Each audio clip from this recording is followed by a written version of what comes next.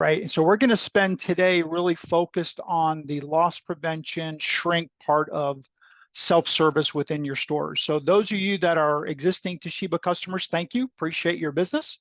Those of you that are not, hopefully by the time I get done, I'll make you a believer and you'll start thinking about, how can you apply this to your store.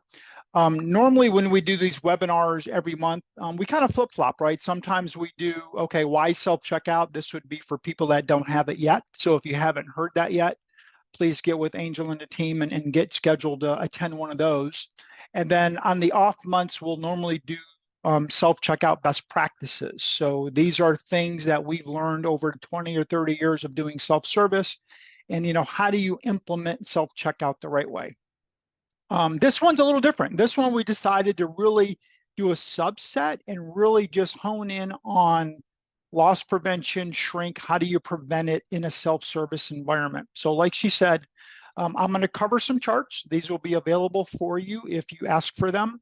But then at the same time, we'll leave time for Q&A afterwards. So since I talk with my hands, I am going to come off video and I'll come back on later after we get started. So what's kind of our agenda? First, we're going to talk about lessons learned, right? Self-checkouts have been out there for quite some time. We've seen during COVID, and hopefully you can see my next chart, the agenda chart. We've seen during COVID, self-checkout took off. It just took off like a rocket. And a lot of it had to do with A, grocers had a lot of cash from COVID. B, you couldn't get labor to service your man lanes. So that's really drove the self-service initiative. But you know what? There's a lot of mistakes that were made, and we're going to talk about some of those mistakes, and that's what's causing some of the concern that we're hearing now in the marketplace. We're going to talk about our Alera Security Suite loss prevention solution. So what is it? What does it mean to you? How can you take advantage of it? And then we'll leave some time for Q&A. So let's kind of dive in and some lessons learned. So before I do that, I want to cover two charts. And the first one is this.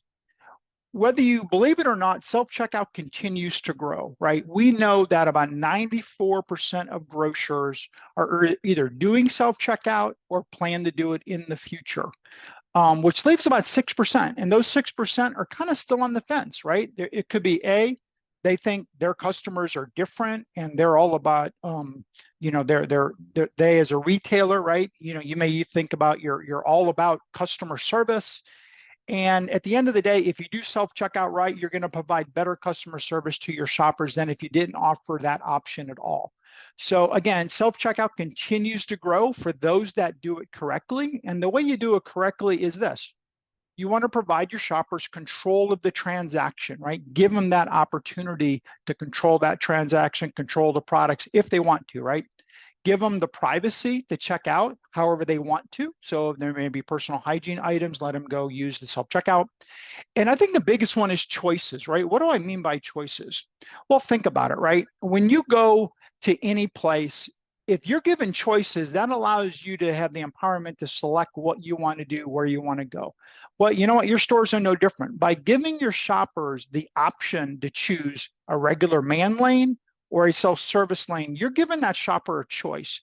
You're not forcing them to use one or the other. And that's huge, right? Giving that shopper a choice.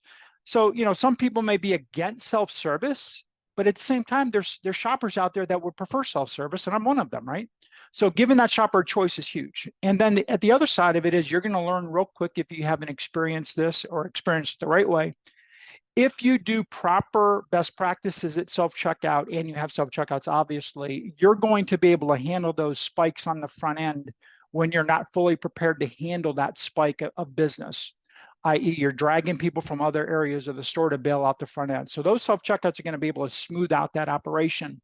And then I always like to say this, if you can redeploy your saved labor when you do self-checkout to other areas of the store, you're going to save yourself a whole lot of aggravation. And guess what? You're going to drive up customer satisfaction and loyalty in your stores because now you're helping shoppers at point of selection. That's a whole nother conversation we can have. But again, if you can really redeploy that labor, that's a huge plus on your side. So, people always ask me, hey, Paul, what's going on, right? What are those retailers that are very successful in self-service? What are they doing? Where's the trend? Where are things going? And, we service a lot of large customers. You see a lot of them on the screen here. We saw retailers that originally implemented 4 or 6 self-checkouts. They're duplicating that. So they're adding another 4, adding another 6, going to 12, going to 8, whatever it is. So they're trying to add more lanes to the front end. We've seen over the last couple of years, and I'll show you some examples here in a minute, some retailers went all out. I mean, they went full bore and they did, 80% of their transactions going through self-checkout versus we always like to say 35%. They did 80%, right? They're using self-checkout as maybe the only way to get out of the store, right? As a primary path. And they're trying all these different things like convertible lanes and lanes with belts and all this crazy stuff, right? And we see this happen time and time again. We've seen Walmart. I mean, they got big backlash over this. You've probably seen this in the trade rags over the last year or two. Walmart looking at self-checkout only options, right? Do you think they went a little too far? I kind of think they did. Albertsons out west, they tried to do the same thing. They had some pilot stores that only did self-service, large self-service stores. I kind of think they went too far. Harris Teeter is a store here in the North Carolina area in Charlotte. They went and they converted their store to self-checkout only, right? So their whole store in Charlotte was self-checkout only. But you know what? The good thing is they didn't cut any jobs. They redeployed that labor, which is a good thing. But if you think of the trend that I just talked about, what basically was it? The basic trend was this. They took a choice to give a customer, i.e. you can either use a main lane or a self-checkout lane, and they went too far. They went too far to the self-service side of the fence, right? And because of that, here's what we've seen over the last year or so. And this is just a subset. Customers and partners send me this all the time, like, oh, Paul, what's happening with self-checkout? It's in the crosshairs. I call it fake news, right? Because really, when you look at it, if you read the headline, you read the article, and then you talk to somebody in that retailer themselves or somebody that works with that retailer, you're going to quickly realize it's just all a bunch of news, right? It's just a bunch of noise on the line. Is self-checkout going to be scrapped at Walmart and Costco and Wegmans? I don't think so. They have hundreds, if not thousands of lanes, millions of dollars invested. Do you think they woke up one day and say this was a mistake? No. They're going and they're retooling what they're doing because they went overboard on some things, right? Is there shrink happening at self-checkout? Oh, probably, especially those retailers that don't want to follow best practices. Because if you remember what I said earlier on, when COVID hit, there was a mad rush to go do self-service. And I think a lot of what happened was they think self-service is autopilot, right? You go and you install it, and then they will come. But they forget, you know what? You have to manage those self-checkouts. If you don't manage them correctly with best practices, guess what? You are going to crash and fail. There's no question about it. And this is kind of what we've seen. And I think the last one on this chart, which really cracks me up, this one came out a couple of weeks ago or a month or two ago, was Safeway, which is owned by Albertsons, right? They're removing self-checkouts in California stores, or they're going to ban it, right? Whenever I see a banning on self-checkout, that tells me the union's involved, right? But you know what? I called our sales rep, Tracy White, that covers Albertsons Safeway, and I'm like, Tracy, are they really ripping them out? She goes, Paul, you know what? There's a few stores in California, in San Francisco to be exact. There's 2 stores in very highly related crime areas, and they are removing self-checkouts in those 2 stores because the crime is so bad. They're worried that the thieves are going to take the self-checkouts, right? And then there's 1 store, they're actually closing the entire store. It's so bad. So again, you got to use common sense, right? I had one client that has a store in Compton, California. If you're familiar with that, why you would put self-checkout in there, I don't know, but they chose to. Not a good area. So my point here is you got to use some common sense and not go overboard. It's extremely important. So also when you peel back some of these things, if you look at Target, right? Target, they stepped back and they said, wait, you know what? We are going to limit self-checkout for 10 items or less. Now, can you enforce it? You can try your hardest, but you can't force the issue. But the point here is Target's smart for doing this because when you look at a self-checkout environment, right? You don't want large baskets. That's why every time a retailer comes to me and says, you know what, Paul, I want to do an input belt on a self-checkout, I look at them and say, why would you do that? Oh, because you saw it at Walmart, so it's right? No, it's not right. When you do, let's say, an input belt or a very large self-checkout bagging system, you're asking for trouble, because what you're asking for is large orders. And I think the last thing you want is somebody coming through the self-checkout with 50 to 75 items in their basket. It's an accident waiting to happen, right? It's just a problem waiting to happen. So self-checkout normally handles express type orders. That's the whole idea. Get in and get out. So I think Target's doing a pretty good thing here by limiting, how many items they're going to do. And the other one that really cracks me up is Dollar General. If you ever been into a Dollar General and saw how they've implemented self-checkout, they had no business doing self-checkout from the beginning, right? They don't staff it correctly. They don't maintain it correctly. It's just there for people to steal from it. So yeah, they're a retailer that, again, the way they implemented it probably wasn't the best way to implement it. So the moral of the story is you got to follow best practices when you do self-checkout. And if you haven't gone through my self-checkout best practice training, I would highly encourage you to do that, because you're going to really learn a lot and make sure that the way you implement it, you're going to reduce some of that shrink.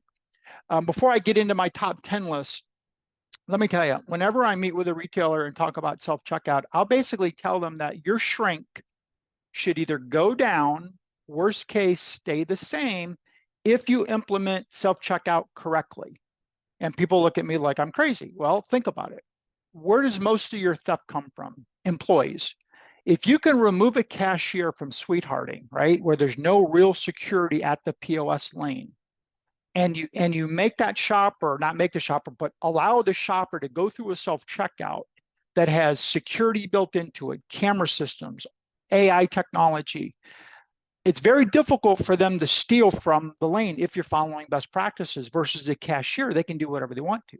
So most retailers will find that their shrink goes down by following best practices. So I'll kind of leave you with that. So here's kind of my top 10 list. I am not going to go through all these today. That's not the purpose of this presentation. That's where I get into these when I teach on best practices. But I just want to cover them real quick, right? So number one is you don't have the shopper assistant, right? You have the wrong one there. What is a shopper assistant? A shopper assistant is somebody there at the lane all the time, monitoring the lanes. On my next chart, I'm going to explain what their role is. But A, they got the wrong one there, right? B, right, management is not embracing it. You got somebody negative about it. It's like a cancer in the organization. It's going to kill the whole self-service initiative. You got express lanes still in the store, right? Self-checkout competes with them. So you don't want express lanes unless it's at a service counter. Lanes 4 and 5 really have to do with proper queuing, right? Well, you know what? If you have self-checkouts there, you want lines to form next to the self-checkout. That way people will use the self-checkout. Plus you have employees close by as well, beyond just a shopper assistant watching the self-checkout lane. So that helps. Number 6, the BOSS reports, back office system server. We'll talk a little bit about that here in a minute. You're not utilizing the lane security features. We're going to talk about that a little bit more. Locating self-checkout lanes at the far end of the store, because you saw Walmart or Target did that. You never want to do that, especially next to exit doors. I mean, why would you put a self-service device next to an exit door? That just screams for shrink, right? So, if you can put the self-checkouts in the center, you're putting all the odds in your favor. If you have to put them at the end, put them at the end where shoppers finish shopping and they see those lanes first before they get to the POS lanes. And then, not doing the right mix of cash or card only. Again, that's a best practice thing that we can talk about. And then the shopper system not performing proper queue management, right? Which really goes back to items 4 and 5, right? Which lanes are you opening? But again, that's more of a best practice. So let's talk about the shopper assistant role. What is the role? Well, if you sign up to do self-checkout in your store, you've got to put a shopper assistant there. It is not a shopper assistant hiding behind a podium, standing in the corner checking their Facebook status, right? It's got to be a shopper assistant that is working with the shoppers. As a shopper enters that self-checkout courtyard area, right? That's 4 lanes facing each other, hopefully, or 6 lanes facing each other. Not in a row, not back-to-back, facing each other. That shopper assistant should be roaming around that area, and every time a new shopper enters that area, they need to introduce themselves to every shopper, right? Just a simple, hi, my name is Paul. Please let me know if you need any assistance. I'll be right over here, right? I've made eye contact with the shopper. I've spoken to the shopper. The chances of that shopper stealing from me are slim to none. So let me ask you a question. If you're one of those retailers that are having high shrink in the self-checkout area, and you got a shopper assistant that is in their face when they get in that area, are they going to steal from you? Probably not. they're probably going to go steal in the aisle if they want to steal, right? So the main role of the shopper assistant is to engage with your shoppers, to introduce your shoppers, assist the shoppers, watch the shopper's body language when they're getting frustrated, watching those transaction awareness lights to see if they're stuck, right? All those different things, they're there for supervision. And I'll tell you some stories here in a minute, but it'll blow your mind how some retailers will share that role with the service counter. They'll share that role with the lane next, with the cashier next door, right? You can't do it. It just doesn't work. You're going to fail and you're going to have a terrible shopping experience. So again, you're saving labor to begin with by doing self-checkouts. Don't cut it back so much where you're taking the customer service aspect away from that role. I will tell you, the more gray hair a person has in that role, the better results are going to be. Because you know, the elderly crowd do a really good job at that role. They're not standing there playing with their phone or whatever. They're actually talking and engaging with the customer. The next thing really is the location tips, right? Like I already mentioned, if you can have the lanes facing each other, the odds are in your favor. The flow will work a lot better. You can put more lanes within the store, right? Make sure the lanes are where shoppers will see them as they go by, right? That way there's visibility, and if they want to use them, they can use them. If they go to the other side of the store and there's lines forming, they know they can go back to self-checkout if there was availability, right? We talked about eliminating those express lanes. Put them in the center, like I said, that's for good queue management. Again, we teach on that when we do best practices. Keep them away from the exit doors. That's extremely important. Make sure you don't obviously have HVAC vents blowing down on them. Use merchandise racks. Let them be your friend, right? Use the merchandise racks that make your courtyard that square or rectangle shape, right? Use merchandise racks to allow one line going in and one line going out. That way you're controlling what's going in and out of that area. Make sure they're low merchandise racks. And what I mean by low is you can see over them, right?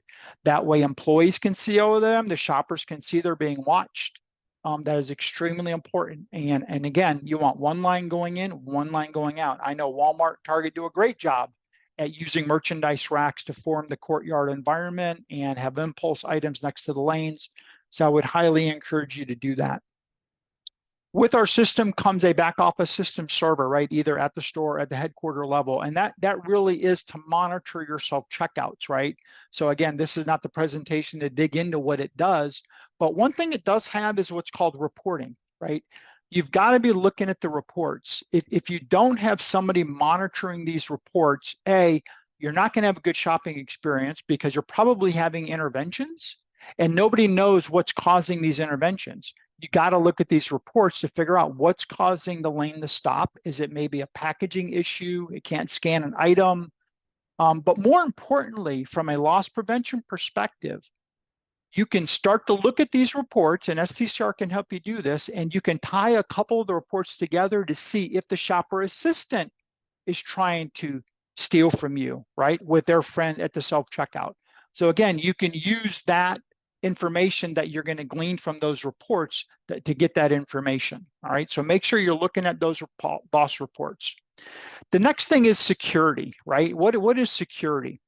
When you get your self-checkout lane, it doesn't know the weight of any product in the store, right? It just has no idea.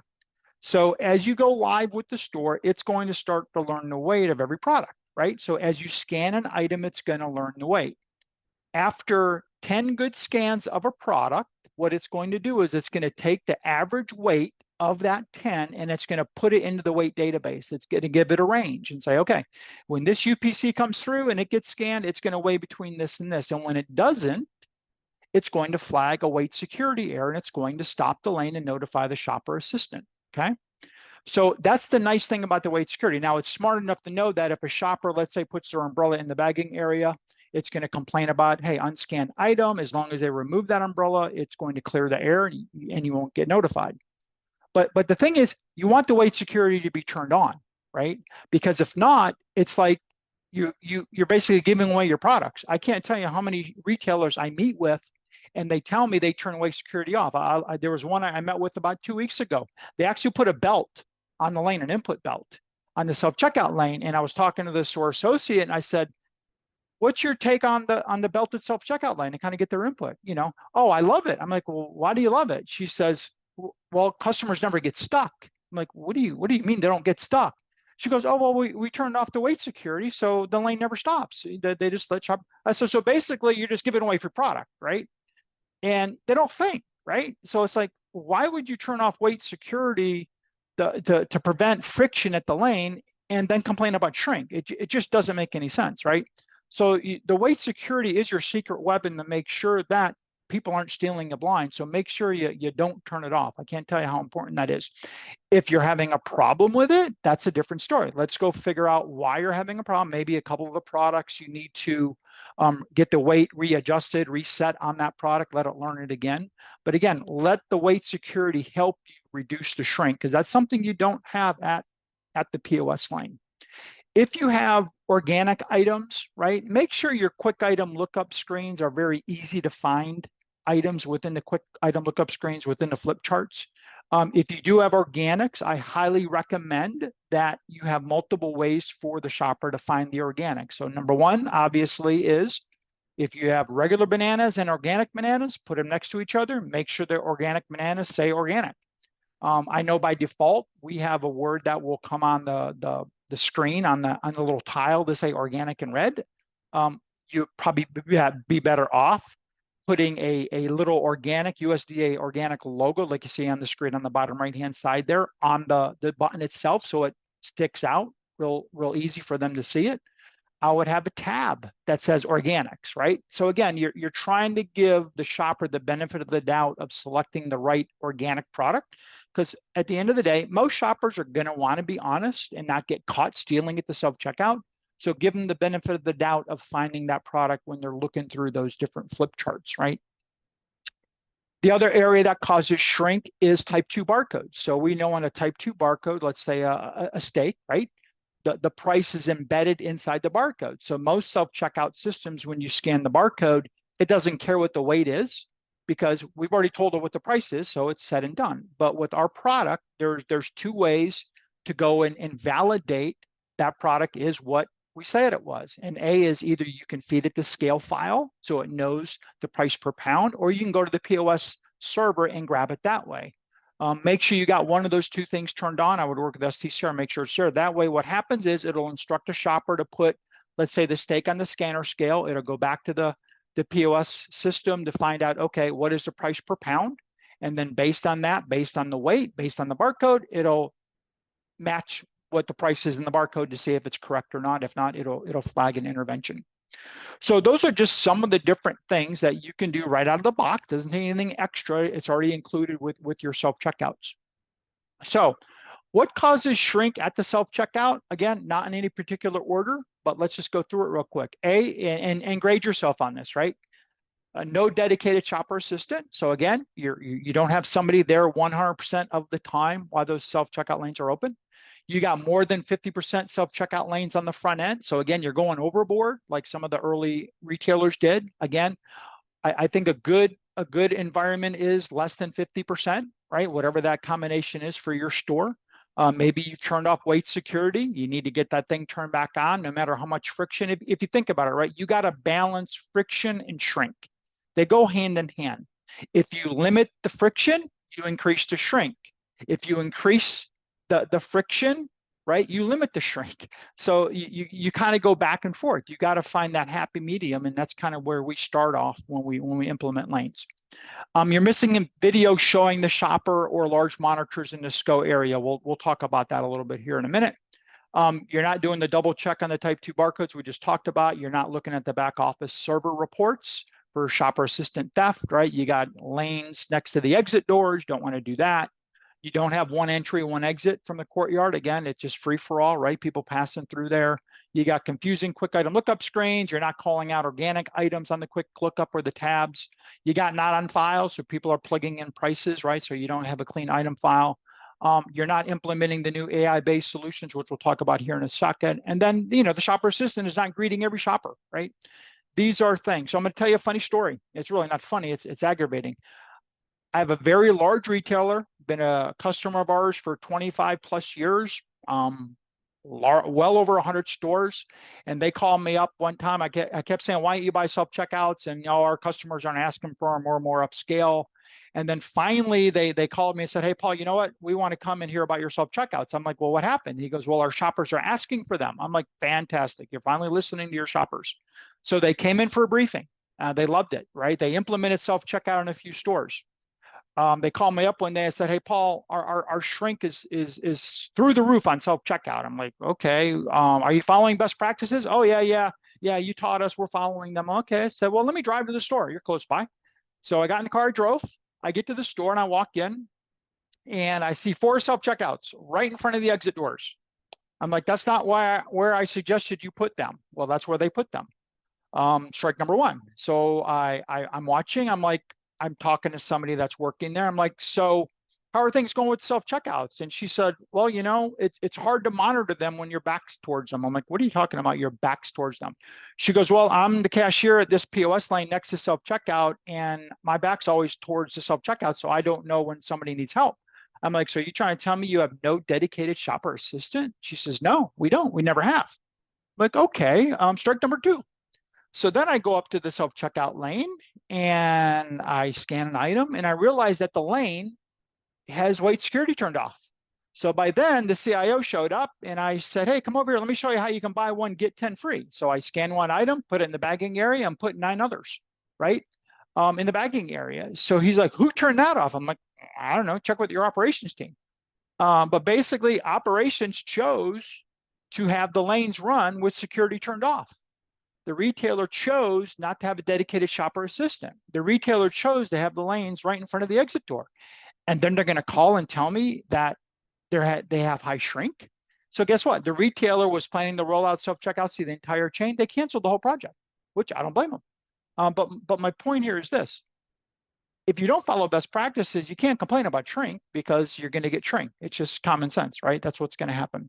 So what are some of the other ways that you can reduce shrink? And that is with our Alera security suite. So our smart people in the lab are looking at a lot of different things to prevent shrink at a self-service device. So whether it's produce recognition, bottom of the basket, item identification, biometric, right, edge verification, we're looking at all these different things and some of the things that we've actually released, which we'll talk about. So Alera Security Suite, we just won back in April, right? Retail Tech's Breakthrough Awards for AI type of technology, right? Again, we're using a lot of artificial intelligence and a lot of the things that we do now because it just works and it gets smarter. So here's one of our latest System 7 lanes. And the first thing that we're looking to do is a thing called produce recognition, which we've released and it is available. So this is where you can have a camera looking down onto the scanner scale, trying to proactively recognize the produce item that's on the scale and giving the shopper a short list to pick from, right? So that's step number 1, that's available. The next one is a top-down view. So again, this is a camera that sits on top of your transaction awareness light and points down onto the scanner scale. And what we're trying to figure out there is a customer trying to fool the system and fake scan it like pretending they're scanning an item. So this is going to catch some of those items, right, through the AI. Our goal is to integrate those two together. Bottom of the basket is something that we're working on, right? It's a roadmap item, maybe next year sometime. Again, we're not trying to identify the product, but we're trying to identify there is a product under there. And we're going to stop the transaction and make that shopper acknowledge there's something there and scan the item before you can keep going. We're looking to put another camera pointing down into the bagging area, right? Our objective here is to tie these cameras together to watch a full motion of range of motion with the shopper with the actual product as it goes through the process. And then the other one is a PVM camera, personal video monitor. So again, this is showing the shopper's face while they're shopping, right? Kind of a little intimidating. Hey, you're being watched. So those are some of the things that either we have available or it's part of the roadmap, and I'll tell you which ones are which. So let's first talk about produce recognition. So think about it, right? Why don't people use self-service, right? Think one of the main reasons are they don't want to get stuck, right? You know, they got a lot of things in their order, they got a lot of produce, they don't want to get stuck. So if we can eliminate the produce headache, right, we can kind of help the adoption rate, right? The other one is scanning errors causing shrink. So maybe intentional, maybe not. So maybe you're scanning one item, typing in another item, So we want to really remove some of the shrink. And what we've done with our produce recognition solution is we're able to identify the produce in most cases, allow the shopper to pick from it. So now we've removed the friction of the flip charts, trying to find the right one. We've removed the issue where maybe there's no PLU to find it on a flip chart, right? And we've removed a lot of the shrink, right? Because now we're kind of pushing the customer to make the right choice. And I'll show you some shrink related things that we're doing on some of those. And the way it works is this: we have a camera, right? An artificial intelligence camera built right on the lane. So we add it to the lane. You can see in that red circle. And it's an intelligent IoT camera, right? I don't know all the nitty gritty details of it, but what I'm told is all of the smarts are right there on the camera. It's an edge camera. It sits on the edge of the network. So what that means is it has the produce identification inside the camera. It's not going to a server in your back of your store. It's not going to a cloud to get the identification of the produce. All of the produce modeling is done right there in the camera, unlike some of our competitive solutions, which have to go to an external server. So it's very fast, it's very accurate, as it's starting to recognize produce. So that's what it does. And kind of the process, the way it works is this: if you follow me on the top left of the screen, you put the produce on the scale. B, it triggers a computer vision event. So now it's looking at the produce. Next one is the application identifies what the produce looks like. Okay, it's round and red. So now it's going to only show 4 items on the quick item lookup screen that are items that match that produce item that we've recognized. The shopper selects it and you're done. That's it. It's pretty simple. I'm going to show you a real live demo of it. But the neat thing, which the shopper doesn't realize, is we're gathering all of that telemetry data that just occurred during that selection process, and we're sending it to our cloud, and we're consolidating all of it from all of our retailers that are running this solution, right? So now we have a huge repository of all this data. And what we're doing with the data is we're making the thing smarter, right? It's AI. The more you use it, the smarter it gets. The more sampling of products, the smarter it gets. So we're constantly updating the model to have better success, right, as months goes on. And what we're going to do is 4 times a year, we will release a new model with items that maybe it couldn't recognize, right? And it'll just get smarter the more you use it type thing. So that's kind of what's going on in the background that the shopper doesn't realize. So I'm going to take a breath and a drink of water while I play this video. So let me set this up before I start it. On the left-hand side is the actual self-checkout screen. On the right-hand side is a picture of the self-checkout, and on the bottom right-hand side is what the camera sees that's happening on the scale. So basically what's going to happen is the shopper's going to shop, it's going to recognize the produce, give you an option to select it, and add it to the transaction. So let me play this video clip. Today we're going to show you the Toshiba Produce Recognition Solution. For the demo, we're running a System 7 unit that's running our check software, along with a Toshiba Edge camera that's actually doing the computer vision algorithms on the camera itself. Let's get started. In order to enter produce using self-checkout, again, you indicate that you're entering produce. You put your item on the scale. The system recognizes the item. For items that have both organic and non-organic items, both are shown for the shopper to choose.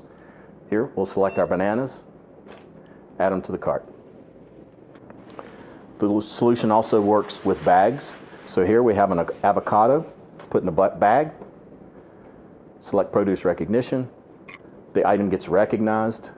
We add it to our cart. We also recognize items that are in a reusable bag. So here we have oranges. Put them on the scale. Request the system to identify them, and it does identify the items. So the other feature of the solution is allowing the shopper to correct their own mistakes that they could have inadvertently made while shopping. So here, we'll put garlic on the scale, allow the system to identify it.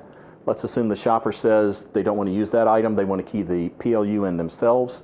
They inadvertently enter the wrong item number. So what the system will do will show them exactly what the camera observes, the item they entered, and what the system selects as the actual item on the scale. Here, the shopper can easily correct their mistake and enter the correct item.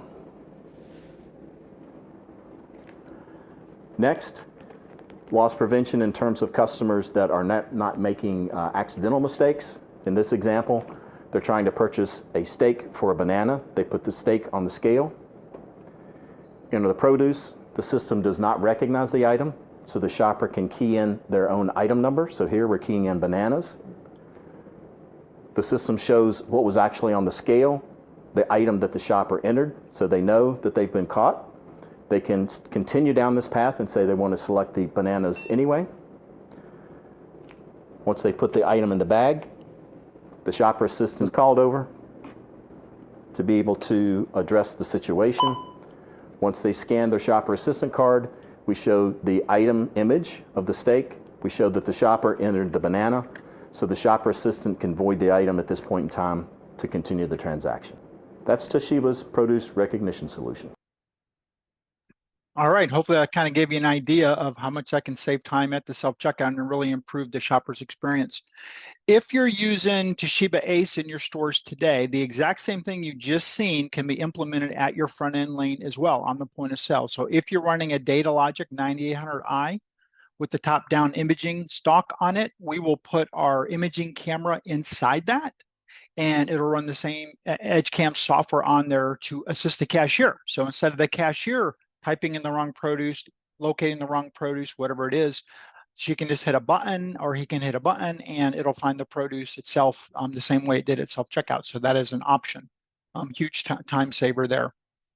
Let's talk about the overhead loss prevention solution. So this is another solution as part of our security stack, right? Separate solution. And what this is a camera pointing down. So here's kind of a view of it. It's pointing down onto the lane. And what we're trying to do is find out what's going on above the scanner scale. We call it ghost detection or fake scan, right? So again, somebody shows up, puts their hand over the barcode, fakes like they're scanning the item, puts it in the bagging area. And you know what? Sometimes it's intentional, sometimes it's an innocent mistake. So I'm going to show you this little video, and you decide whether you think it's intentional or an actual error. And what you got to keep in mind is once it finds the error, it's going to show a video on the screen of what the camera above seen you do. So you're kind of caught red-handed. So I'm going to play this real quick. Shopper comes, scans an item, puts it in the bag, scans next item, puts it in the bag, go and grabs another item. And now it threw the error up on the screen. You probably didn't see it, but there it is. Now she's looking at it and say, what's going on? So when I look at that video, right, I think that's an honest mistake. I don't think they were intentionally trying to go scan the system, right? Now here's one that I'll show you, which I think is intentional. And this is, again, this is an early video during the proof of concept. It's not pretty, keep in mind, but basically you're gonna see a misscan in this green arrow here, right? This is something that we uncovered during the proof of concept. So shopper comes, grabs an item, looks around, makes sure nobody's looking, fake scans it, puts it in the bagging area, and now you see misscan up in that green circle. So that is a product that's available today. Again, what we're looking for is somebody that's stacking items, somebody that's, again, fake scanning the system, trying to steal from you. That's available. Now, one thing that we're doing with that overhead solution is we have other use cases that we're working on. They haven't been released yet. But now what we're trying to figure out is something that goes from the basket and doesn't make its way into the bagging area, or it makes its way into the bagging area but bypasses the scanner altogether, right? So if we watch the video on the left, she scans an item, take items from her bag, from her cart, puts them directly into the bagging area, and now you're going to see a misscan, right? Never even went close to the scanner scale.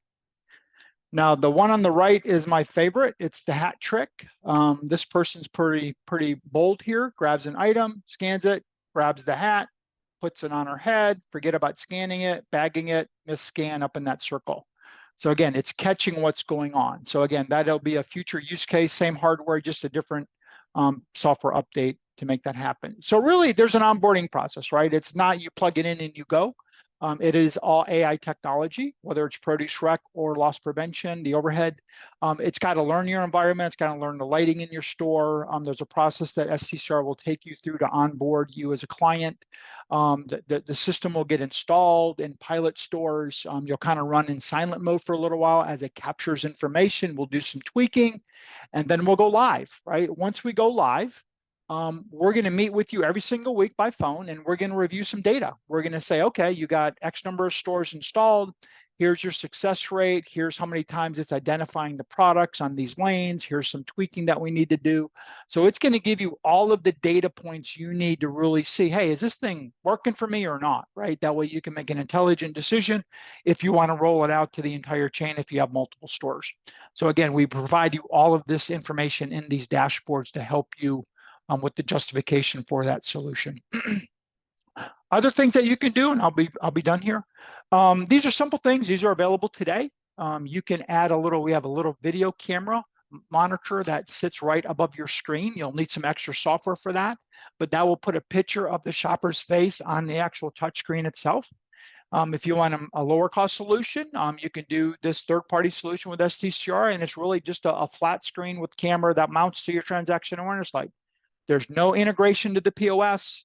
You don't have to record it. You can send it to your DVR system if you have one, if you want to. But the point here is this.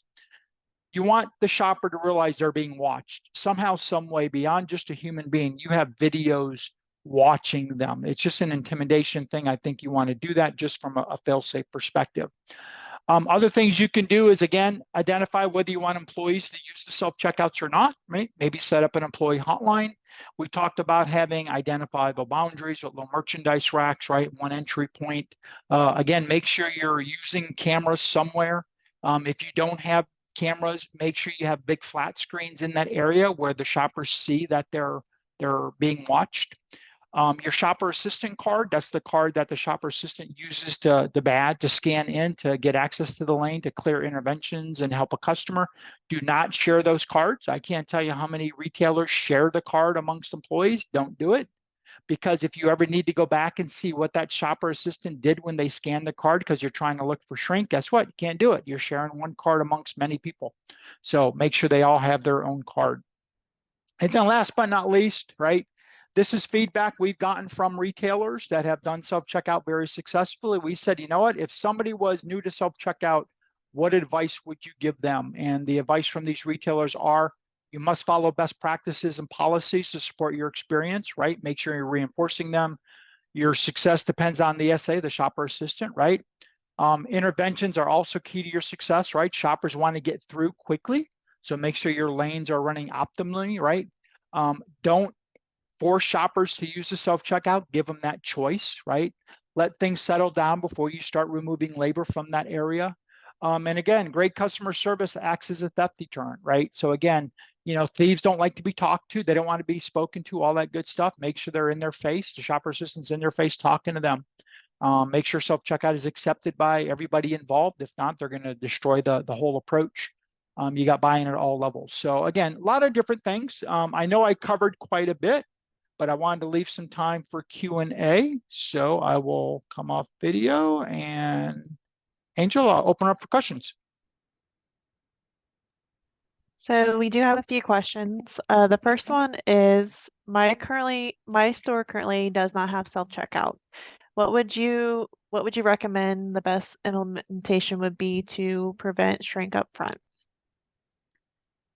So to be proactive with shrink up front with these newer technologies, right? So when you go to implement self-checkout, I would highly recommend implementing them with these two new AI technologies. So produce recognition, and then the loss prevention overhead camera, right? I would order them from the factory with those. It'll save you some money from an installation perspective, and take advantage of that from the get-go. That way, when you open the lanes, they have that technology already built into them. The store will understand how it works.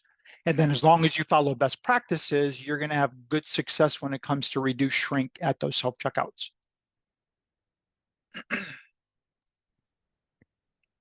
Any other questions? Yes. The next question we have is it safe to put self-checkout in other areas of the store? For example, deli / like prepared foods. It is.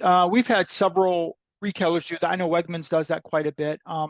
It is fine. You know, the thing you got to keep in mind is it still has to be watched, right? So it doesn't mean if you're going to put one or two in a prepared food areas, you got to have a shopper assistant standing right there. Not necessarily, as long as somebody's close by. I mean, what you got to remember is those point solutions are really there to handle 1 or 2 items, right? They're not there to handle a basket of 10 or 20 or 30. So as long as you have the proper video monitors there and somebody close by to assist them, and it's positioned in a way where you always have an employee right there to assist, I think you'll be fine. I wouldn't shove it in a corner somewhere with no attention to it at all. Then you're going to be causing other issues, not just shrink, but customer sat issues, because if they get stuck, they can't get the help. Yeah, just work with STCR, make sure it's positioned in the right location. The next question we have is, does accepting card versus cash affect shrink? Card versus cash. Well, really, if you think about it, right? The fewer employees you have touching cash, the better, right? So by going with cash accepting self-checkouts, they're like an ATM machine. They're fully automated, right?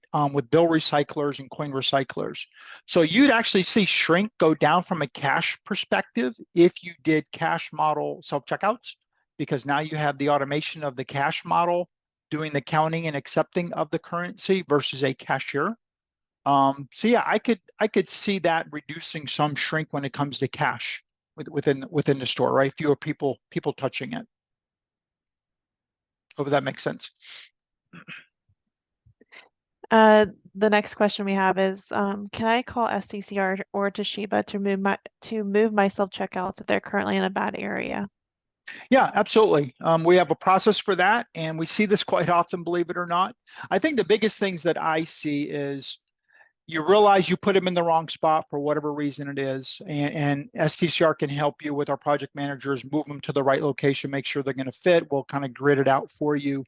The other big thing I see is people install, let's say, card-only accepting machines, and they realize that was a mistake, and then they want to install the cash module, and they do it after the fact. So you really got to do your due diligence up front before you pull the trigger on it. But if you've already pulled the trigger, yes, we have ways to retrofit it after the fact. Within your store, that's not a problem. We see that quite often. I think that might have been the last question.